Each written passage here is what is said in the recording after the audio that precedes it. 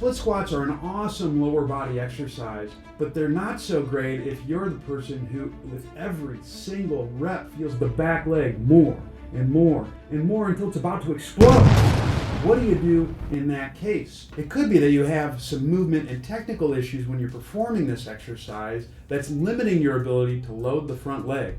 But don't worry, I'm going to help you troubleshoot that problem today. In this video, we're going to go over the biomechanics behind a split squat and how you can use that knowledge to increase your loading into the front leg, reduce the stress on the back quad, and make the split squat a better exercise for you. Before we get into how to fix overloading the back leg, we have to first know why the back leg's being overloaded. When you're performing a split squat, what happens is in the early ranges, the pelvis is facing away from the lead leg, and then as you load into the front leg, it's going to be turning more towards the center, even a little bit biased towards the front leg. So as the pelvis rotates more towards the front leg, that ought to increase the amount of load that's going through that leg. But that assumes that you have the capability of rotating the pelvis in that manner. Guess what? A lot of folks don't have the range of motion capabilities to be able to drive that pelvis rotation. And so what will happen is when you see someone performing a split squat, they might sweep the legs out, so you'll see the front knee cave in, the back knee will cave out, or you can also see some instances where the back leg will be overly flexed or bent, and you'll have limited forward knee movement on the front leg. All of these strategies implicate that there's an inability to create the necessary pelvic rotation in a split squat, and that will increase load into the back leg. So the solution is to find tactics that promote loading into the front leg by driving pelvis rotation.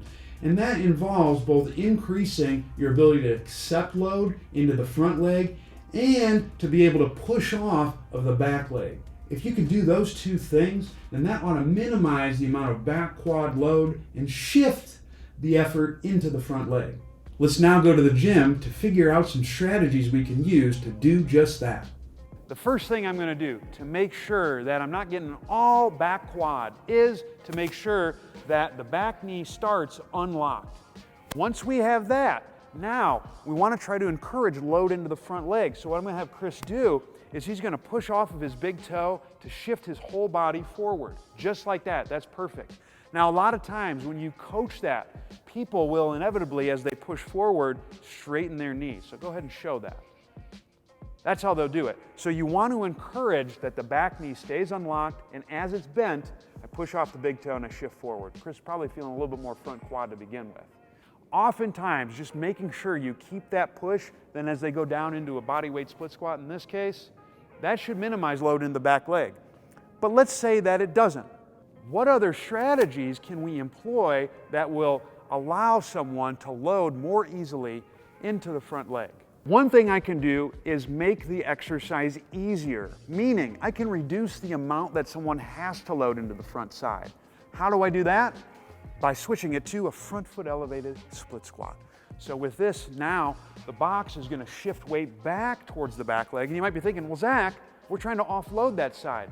I get it. But remember, the reason why they're loading the back leg is because they can't adequately load the front leg. So if I reduce the front leg load, now it's going to be easier for Chris to do that same push that we worked on prior. What if the back leg is way too flexed? What do you do then? This. So if I got someone where the back leg is too flexed as they go down, it could be that the stance is just too short. So one fix that you could do that's super easy is just, Chris, bring your back leg back a little bit. Go through the same cues. Back knee stays bent, get a little bit of push off the big toe, take a knee. A lot of times that will minimize it. And you'll see Chris is still getting a little something there. So we could have added the front foot elevation, but that's an easy fix. What if I got the scenario where the back knee and the front knee are turning away from the front leg? That's usually because that person needs to drive more rotation into the front leg.